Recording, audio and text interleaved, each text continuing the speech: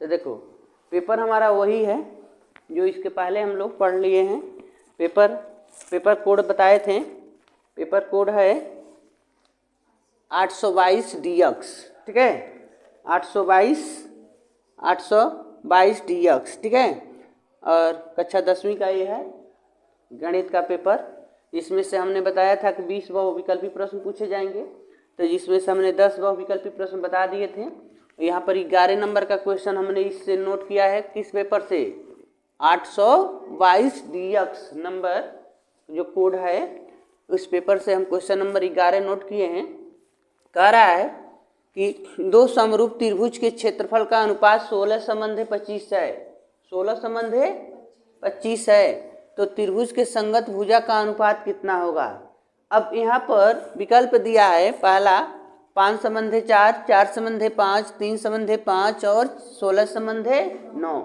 इसमें से कौन सा विकल्प सही है। तो इसका पता लगाने के लिए आपको परमेय नंबर याद होना चाहिए, परमेय याद होना चाहिए। समरूपता के जो परमेय होता है उसको हमको याद होना चाहिए। तो आप जिनको परमेय याद होगा उनको तो पता चल गया होगा कि इसमें से कौन सा विकल्प सही है, ठीक है। तो इसका परमेय है, परमेय कहता है कि दो समरूप त्रिभुज के क्षेत्रफल के अनुपात उनकी संगत भुजाओं के अनुपात के वर्ग के बराबर होता है। दो समरूप त्रिभुज के क्षेत्रफल का अनुपात उनकी संगत भुजाओं के अनुपात के वर्ग के बराबर होता है। अब देखो सपोज डैट अगर कोई त्रिभुज रहा होगा दूगो, यानी त्रिभुज 1 अपान त्रिभुज 2, तो इनका जब एरिया निकाला गया होगा तो इनकी संगत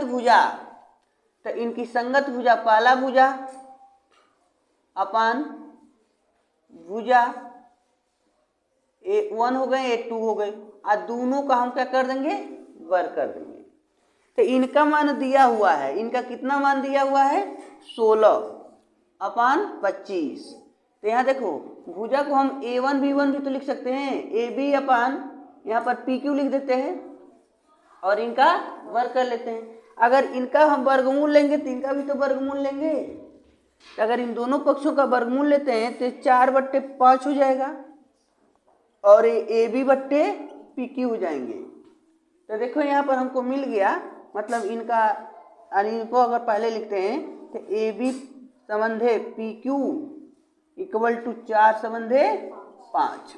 विकल्प नंबर बी आपका सही हो जाएगा, ठीक है। इस प्रकार में इसी प्रकार एक प्रश्न दिया हुआ है, क्वेश्चन नंबर यहीं पर 12 हम आपको बताते हैं। कह रहा है देखो पहले यहाँ पर एक त्रिभुज दिया है, ऐसे करके एक त्रिभुज बनाया हुआ है ABC और इसकी लंबाई है 3 cm 6 cm और इतना थोड़ा सा है 2 cm और इनका है 4 cm, ठीक है। तो प्रश्न में कह रहा है अगर सबकी भुजा की लंबाई इतना है तो लिखा है तो कोण BAD तथा CAD का अनुपात कितना होगा। देखो BAD मतलब यहाँ का कोण और CAD मतलब इस कोण, यानी इन दोनों में कोणों का अनुपात कितना होगा, ठीक है। विकल्प दिया है, विकल्प है इनका 2/4, B है 1/1, C है 3/6 और D है 6/3, ठीक है 6/3। अब इसमें से हमको देखना है कि इनमें जो अनुपात हमको मिल रहा है कोण, यहाँ पर आप नाम लिख सकते हैं α1 α2, कोण नाम लिख सकते हैं α1 α2। तो कोणों का अनुपात निकालना है हमको। तो यहाँ पर आपको देखना है ये दोनों त्रिभुज के लिए ये माध्यिका है और दोनों त्रिभुज के सामने भुजा दिया हुआ है। ठीक है, प्रश्न में लिखा है कि चित्र में ए बी का मान 3 cm आपको दिख रहा है, ए बी के मान 3 cm, ए सी के मान 6 cm, ए सी के मान 6 cm, बी डी बी से डी 2 cm, सी से डी 4 cm। तो यहाँ पर दिया है बी ए डी और सी ए डी का अनुपात कितना होगा। तो अगर इनके बारे में हम लोग बात करते हैं, अनुपात निकालना चाहते हैं, तो यहाँ पर हम देखेंगे, थोड़ा सा आप ध्यान देना, क्योंकि दोनों त्रिभुज 1 और त्रिभुज 2 के लिए, त्रिभुज 1 और त्रिभुज 2 के लिए एक जो ए डी है वो क्या है, वो मतलब कॉमन है, उभयनिष्ठ है, दोनों में है। ठीक है, तो अगर ये हम जानना चाहें कि क्या दोनों त्रिभुज एक दूसरे के समानुपाती है कि नहीं है, समरूप है कि नहीं है, तो हम क्या करेंगे, इनकी संगत भुजाओं का अनुपात निकालेंगे। अगर संगत भुजाओं का अनुपात आपस में बराबर होगा तो अब तो हम मानेंगे कि ये दोनों त्रिभुज समरूप होंगे। ठीक है, तो यहाँ पर देखिए त्रिभुज, अगर हम बात करें ए डी बी, त्रिभुज ए डी बी बट्टे दूसरा त्रिभुज है ए डी सी। तो अब देखो पहले त्रिभुज की कोई एक भुजा लीजिए, तो अगर इस भुजा को लेते हैं तो 3, तो इसमें से यह लेंगे 6 इक्वल टू दूसरा भुजा, इसका दूसरा भुजा 2/4। तो यहाँ पर हमने देखा कि 1/2 और इसका भी अनुपात 1/2 मिल रहा है। तो आप लिखेंगे अतः त्रिभुज ए डी बी समरूप है त्रिभुज ए डी सी के, दो भुजा का अनुपात बराबर है। ठीक है, तो आप रूल जानते हैं कि त्रिभुज के यस जानते हैं ना, तो जब किसी त्रिभुज की दो भुजाएं और एक कोण आपस में बराबर हो या उनका समानुपात मतलब दोनों भुजाओं का अनुपात आपस में बराबर हो, तो दोनों त्रिभुज क्या होते हैं, समरूप होते हैं। तो यहाँ पर आपका विकल्प नंबर यह सही होगा, यानी दोनों कोण आपस में क्या दिए हैं, बराबर दिए हैं। ये दोनों आपस में बराबर रहे होंगे, इसलिए ये यानी ये दोनों एक दूसरे के समरूप हैं। प्रश्न नंबर 13 में कह रहा है कि साइन 31 अंश और बट्टे cos 59 अंश का मान होगा। साइन 31 बट्टे cos 59 का मान होगा। विकल्प दिए गए हैं -1, 0, 1 और 2। तो अगर इस प्रकार के सवाल आ जाए तो आप तुरंत 1 आप जान जाएंगे, 1 होगा आंसर। देखो लेकिन कब 1 होगा, अगर साइन बट्टे कास हो, tan बट्टे काट हो, सेक बट्टे कोशिक हो। ठीक है, तब आप 1 मानेंगे। लेकिन और देखो, अगर इन दोनों को जोड़ने पर 90 अंश होना चाहिए, यानी इसको जोड़ो, देखो 90 हो रहा है, या यहाँ पर tan 31 बट्टे काट 59 हो गया होता तभी 1 हो जाता। लेकिन मतलब ये जोड़ने पर 90 होना चाहिए। ऐसा अगर होगा कि ये दोनों को जोड़ने पर 90 नहीं रिजल्ट देता होगा तब 1 नहीं होगा। ठीक है, तो इसका 1 होगा। लेकिन क्यों होगा आप देखिए, यहाँ पर इसको हम अगर हल करते हैं तो मान लो साइन है तो 31 को रहने देते हैं, या 31 को हम तोड़ सकते हैं। यहाँ पर देखो काश, अगर 90 में हम कितना घटा दे तो 59 बचेगा, तो ऊपर का नंबर अगर कम कर देते हो, 31 कम कर दोगे तो क्या बच जाएगा, 59 बच जाएगा। या साइन यहाँ 31 लिखे हैं, वहाँ हम लिख दिए होते हैं 90 माइनस 59, 90 में 59 घटाएंगे तो 31 बच जाएगा। ठीक है, तो इस फॉर्म में लिख लेंगे। उसके बाद आपको पता होगा कि काश 90 माइनस थीटा साइन थीटा, काश 90 माइनस थीटा बराबर साइन थीटा। तो काश 90 माइनस 31 बराबर साइन 31। यहाँ पर थीटा है तो थीटा लिखे हैं, हमारे पास 31 है तो 31, तो ऊपर का और नीचे का दोनों 1 हो गया, इसलिए आपका कट के 1 बच गया। ठीक है, आपका विकल्प नंबर यहाँ पर सी सही हो जाएगा। प्रश्न नंबर 14 कह रहा है कि चित्र को देखिए, बिंदु O का बिंदु A तथा P से देखने पर, अब देखो एक बिंदु है O, ऊपर कहीं एक बिंदु है, दो बिंदु है, यहाँ पर देखो कह रहा है कि यहाँ पर A है और यहाँ पर P है, यहाँ पर P है। जब हम P से O को देखते हैं, P से O को देखते हैं तो यहाँ पर 60 अंश का कोण बनता है। जब हम बिंदु P से छत पर खड़ा होके और O को देखते हैं, किसी ऑब्जेक्ट को देखते हैं, तो 60 अंश का कोण बनता है और उस कोण को क्या कहेंगे? अवनमन कोण। ऊपर से जब हम नीचे की तरफ देखते हैं तो अवनमन कोण बनता है। तो कह रहा है कि जब हम A से O को देखते हैं तो कितना अंश का कोण बनेगा, यह बताइए। जबकि यहाँ से यहाँ तक के लिए 45 दे दिया, प्रश्न में दिया है 45 अंश।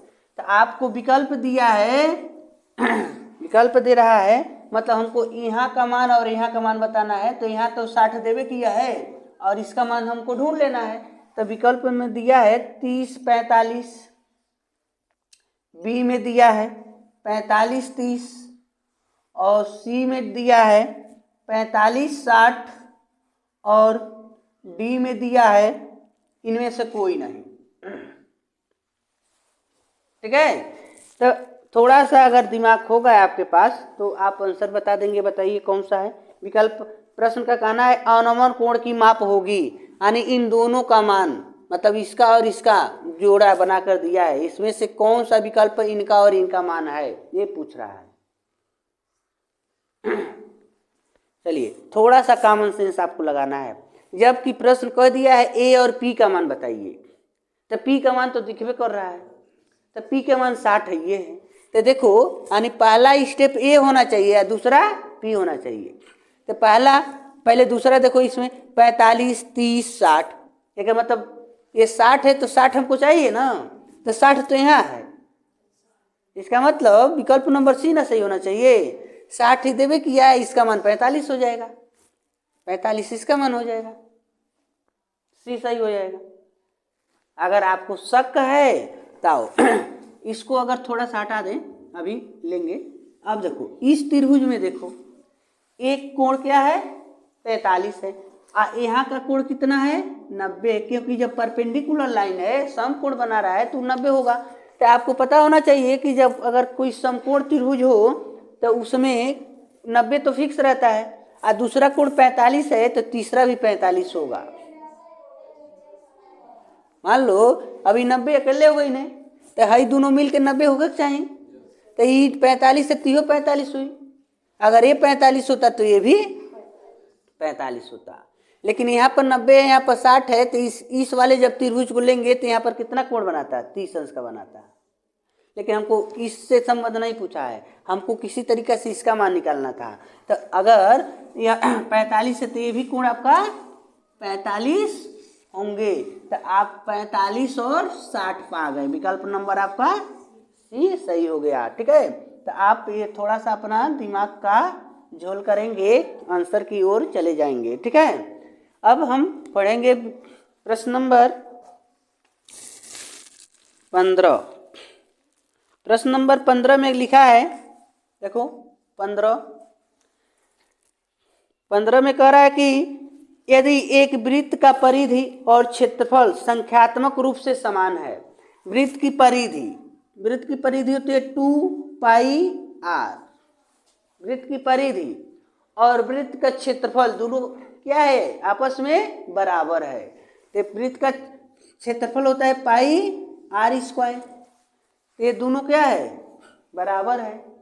तो प्रश्न कह रहा है कि बताओ r का मान कितना है। r का मान 2 है कि पाई मात्रक है कि 4 मात्रक है कि 7 मात्रक है, यहाँ भी मात्रक लिखा गया है।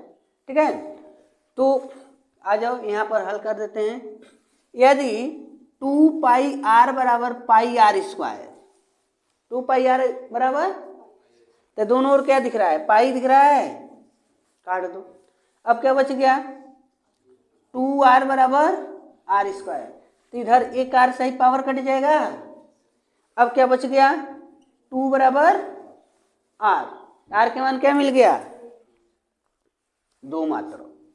ठीक है, अगर किसी वृत्त की परिधि और उसका क्षेत्रफल आपस में बराबर हो तो उसकी त्रिज्या क्या होगी, 2 होगी।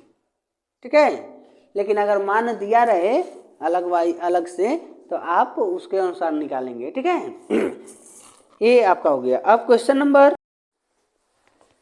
प्रश्न कर है 16 में कि एक ठोस धातु के घनाभ जिसकी बीमाएं 9 मीटर, 8 मीटर और 2 मीटर है, जिसे पिघलाकर 2 मीटर कोर की घन बनाए गए। मतलब देखो यहाँ प्रश्न है, घनाभ की बीमा 9 मीटर, 8 मीटर, 2 मीटर है, इसको हम पिघलाते हैं और 2-2 मीटर के भुजा वाला घन बनाया जाता है। छोटा छोटा एक घन बनाते हैं, मान लो मोम हो सकता है या बर्फी हो सकती है, उसको तोड़े, घन के आकार का बर्फी था, इतना लंबा चौड़ा ऊंचाई का था, तो लेकिन उसको हम क्या किए, पुनः तोड़ दिए, एक में मिला दिए और उसको 2 मीटर लंबा, 2 मीटर चौड़ा, 2 मीटर ऊंचा, तो मीटर में तो बर्फी बनाएंगे नहीं, सेंटीमीटर में ले सकते हैं, तो छोटा छोटा बना दिए। तो कितना बनाया जा सकता है ये पता करना है। तो मान लो ये अगर मीटर में दिया है 9 मीटर,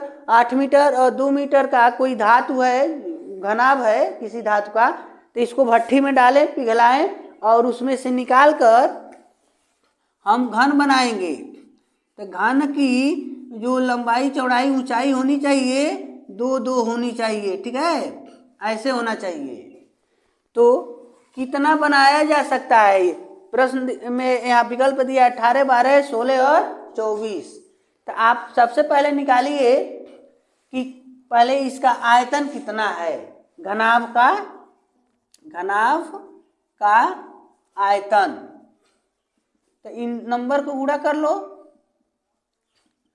तो 9 × 72 दूनी 144 मीटर क्यूब।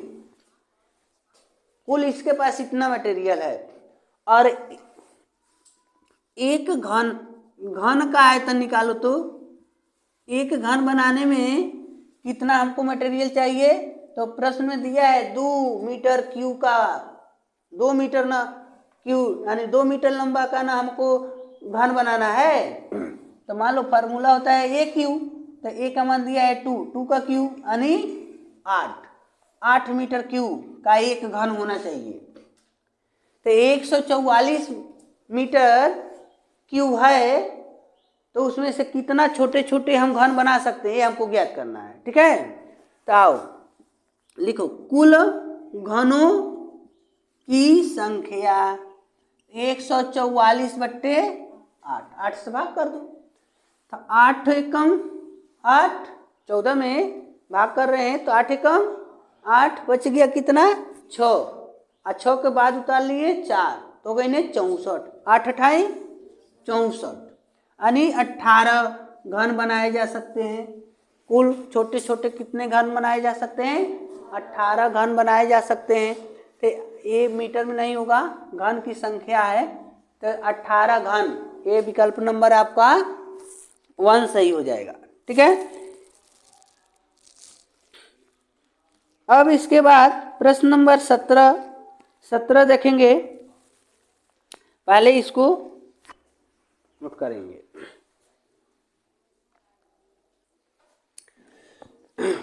तो देखो क्वेश्चन नंबर 16 हो गया। अगला प्रश्न देखेंगे हम।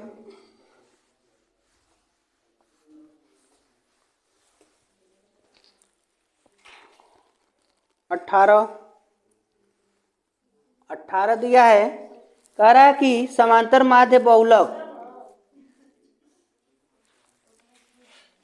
नहीं चलिए 17, हम 17 देखेंगे, मिस्टेक हो गया। 17 में दिया है एक साड़ी दिया हुआ है, साड़ी हम यहाँ पर दिखा देते हैं आपको, ऐसे आपको मिलेगा प्रश्न। यहाँ पर लिखा है वर्ग अंतराल, और यहाँ लिखेगा बारंबारता। ठीक है, तो ऐसे करके दिया है 0 से 10, 10 से 20, 20 से 30, 30 से 40 और 40 से 50 और 4 5 6 4 1 ऐसे दिया हुआ है। ठीक है, प्रश्न में कह रहा है कि माध्य होगा, इसका माध्य बताइए। ठीक है, तो समांतर माध्य ज्ञात करना है हमको। तो बहुत कुछ मत करो, इसमें एक लाइन और बढ़ा लो। ठीक है, एक लाइन बढ़ा लो और तुम इधर भी एक लाइन बढ़ा लो और इन सबको जोड़कर यहाँ लिख दो। तो इन सबको जोड़कर लिखो तो 5 4 9 1 10 और 10 20, कितना हो गया 20। और इसका आधा कितना होगा 5, 5 का गुणा इसमें करो, यानी आप करते हैं ना यफ गुणे यक्स। तो मान लो हम एक लाइन हटा दिए, तो चलो यक्स को तुमको यहाँ दिखा दे रहे हैं। अगर यक्स दिखना चाहते हो तो इसका आधा 5, इसका आधा 15, इसका आधा 20, इसका आधा 25, नहीं 4 3 7, तो 35 में हो जाएगा। तो डिफरेंस 10 10 का ना है, तो यहाँ पर 5 20 10 30 का 15 और यहाँ 25 हो गया, यहाँ पर 35 हो गया और यहाँ पर 45 हो गया।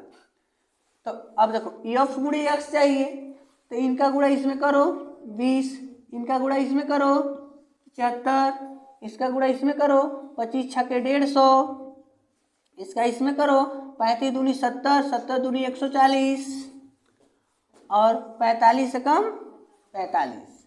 ठीक है, अब इनको जोड़ लो, वहाँ जोड़ कर लिख दो। देखो 5 5 5 5 10 को 0। ठीक है, 4 4 8 8 5 13 13 13 7 20 20 22 22 1 23 हासिल 2, 1 2 और 2 4, 430 आ गया। तो माध्य होता है x bar equal to sigma f x बट्टे सिग्मा यफ, यानी 430 बट्टे 20। 0 0 कट गई ने, अब बाकी में भाग दे दो। तो 2 एकम 2, सॉरी 2 2 4 और 2 एकम 2 दशमलव, यानी 21.5। यहाँ विकल्प दिया है बाबू, विकल्प दिया है 20, 20.5, 21.5 और 22। तो विकल्प नंबर आपका कौन सही है, तीसरा सही है 21.5। अगर एग्जाम में आता है तो आप ऐसे ही करेंगे और एकदम 100% की गारंटी। 18 नंबर प्रश्न है, 18 नंबर। 18 में कह रहा कि दिए गए आंकड़ों का समांतर माध्य बहुलक इतना है तो माध्यिका कितना है। तो कह रहा है कि समांतर माध्य दिया है 28। ठीक है, और बहुलक दे रहा है बाबू, बहुलक कितना है 16। तो कह रहा है कि माध्यिका कितना होगी, माध्यिका ज्ञात करो। तो बहुत आसान है, विकल्प इसमें दिया है 22, 23.5, 24 और 24.5। तो यहाँ पर एक फार्मूला होता है, बहुलक बराबर 3 गुणे माध्यिका,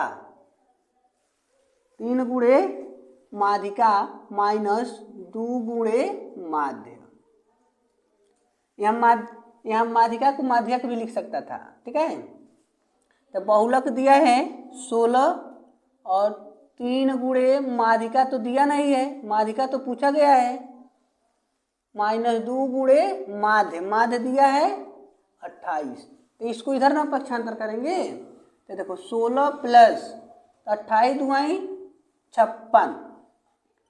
ठीक है, इधर आ गया, इधर 3 गुणे माध्यिका। अब देखो ये दोनों को जोड़ लो बाबू, 2 6 6 12 को 2, 5 1 6 1 7, और 3 आ जाइए इनके नीचे भाग देवे, तो माध्यिका कितना हो गया, तो माध्यिका बराबर है, भाग दो, तो 3 दूनी 6, 1 बच गया, तो 3 चौको 24 मिल गया। विकल्प नंबर देखो, इसमें विकल्प नंबर सी सही हो गया आपका 24, विकल्प नंबर इसमें दिया है सी। ठीक है, इसके बाद क्वेश्चन नंबर 19 देखो, यहाँ भी एक ऐसे सारणी बनाया हुआ है। ठीक है, यहाँ लिखा है वर्ग अंतराल, यहाँ लिखा है बारंबारता। सारणी में कुछ नंबर दिए गए हैं, ऐसे करके कह रहा है 1 से 3, 3 से 5, 5 से 7, 7 से 9 और 9 से 11। ठीक है, बारंबारता में नंबर दिया है 7 8 2 2 1। प्रश्न में कह रहा है कि बहुलक बारंबारता जो दी गई है, इनमें से बारंबारता बंटन का बहुलक वर्ग बताइए, बहुलक वर्ग। और इसका आंसर दिया है, विकल्प दिया है 1 से 3, 3 से 5, 5 से 7 और 7 से 9। इनमें से कौन सा सही है ये पता करना है। तो बहुलक वर्ग तो बहुत आसान है। बहुलक वर्ग बारंबारता में देखो कौन सी संख्या सबसे बढ़ाना है, 8, यानी 8 की बारंबारता, यानी जो बारंबारता सबसे अधिक होती है उसके सामने वाला वर्ग अंतराल में देखते हैं वही नंबर बार बार यूज किया गया है, बहुलक वही नंबर हो जाता है, यानी 8 बार इसके बीच में आने वाली संख्या का यूज किया गया है। ठीक है, तो बहुलक वर्ग, वर्ग माने ये न लिया यहाँ से यहाँ तक, तो बहुलक वर्ग हो गई ना 3 से 5। ठीक है, विकल्प नंबर 2 आपका सही हो गया, बहुलक वर्ग 3 से 5। इस प्रकार क्वेश्चन नंबर 20, तो यहाँ से 20वां प्रश्न दिखाते हैं आपको। 20वें प्रश्न में कह रहा है, इसमें भी एक सारणी दी गई है, देखो पहले बना देते हैं इसको। 20 में अंतिम प्रश्न है बहुविकल्पी प्रश्न का। यहाँ दिया है वर्ग अंतराल, यहाँ दिया है बारंबारता। तो वर्ग अंतराल बाबू दे रहा है 0 से 10, 0 से 10, 10 से 20, 20 से 30, 30 से 40, 30 से 40 और 40 से 50, 40 से 50। ठीक है, और इसमें दिया है बारंबारता, इसका दिया है 4 5 13 20 8। कह रहा है प्रश्न कि माध्यिका वर्ग बताओ। जैसे यहाँ पर बहुलक वर्ग पूछा था, इसमें माध्यिका वर्ग पूछ रहा है। ठीक है, तो बहुत आसान है, लेकिन एक लाइन इसमें बढ़ा लो तुम। इसमें तुमको जब माध्यिका की बात होती है तो संचयी बारंबारता निकालते हैं, संचयी बारंबारता। तो संचयी बारंबारता में क्या होता है, बारंबारता का जोड़ते हैं। ठीक है, तो चलो इसको तो ऐसे नोट कर लेंगे, इसमें इसको लिख करना, इसमें यानी दोनों को जोड़ेंगे तब ना यहाँ लिखेंगे। तो 4 5 9, 9 13 22, 22 20 42, 42 और 8 50, इन टोटल का योग 50 होगा। ठीक है, और प्रश्न पूछ रहा है कि माध्यिका वर्ग, ये बताओ, ये तो सम संख्या में आ गया, तो n के मान मिल गया 50, लेकिन जब हम माध्यिका निकालते हैं तो वहाँ n/2 करके रखते हैं ना। तो देखो n जब हम 2 करेंगे तो 50/2 करेंगे बराबर, अभी ढूंढो कि 25 इसमें से किस में आएगा। तो देखो बाबू 25 जो है इसमें यहाँ तक तो आएगा नहीं, यानी 22 के बाद 23 24 25 करके 42 तक का इसी में आएगा। यानी 23 से 42 तक के नंबर जो भी होंगे इसके अंदर आने वाले हैं। ठीक है, तो अब इसके सामने चले जाओ वर्ग अंतराल के पास, तो माध्य का वर्ग मिल गया है आपका, क्योंकि मध्य नंबर 25 है और 25 42 के अंदर आ रहा है, और 42 किसके सामने का वर्ग अंतराल के सामने का है, तो 30 और 40, 30 और 40। तो यहाँ पर विकल्प आपको दिया गया है 40 से 50, दूसरा दिया है 30 से 40, तीसरा दिया है 20 से 30, चार दिया है 10 से 20। तो इसके सामने यह ना आ रहा है हमारा, तो विकल्प नंबर आपका 2 हो जाएगा। ठीक है, तो इस प्रकार बहुलक आप मतलब बहुविकल्पी प्रश्न आपको 20 देता है, तो आप इस तरीका से सॉल्व करेंगे।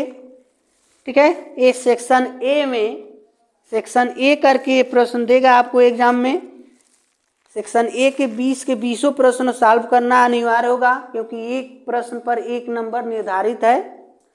इसके बाद सेक्शन बी आएगा। सेक्शन बी में जो प्रश्न देंगे, सेक्शन बी में विस्तृत प्रश्न देगा और प्रत्येक प्रश्न के लिए 2-2 नंबर रहेंगे, जिसमें आपको कितना प्रश्न, यानी सब प्रश्न को हल करने को दिया है।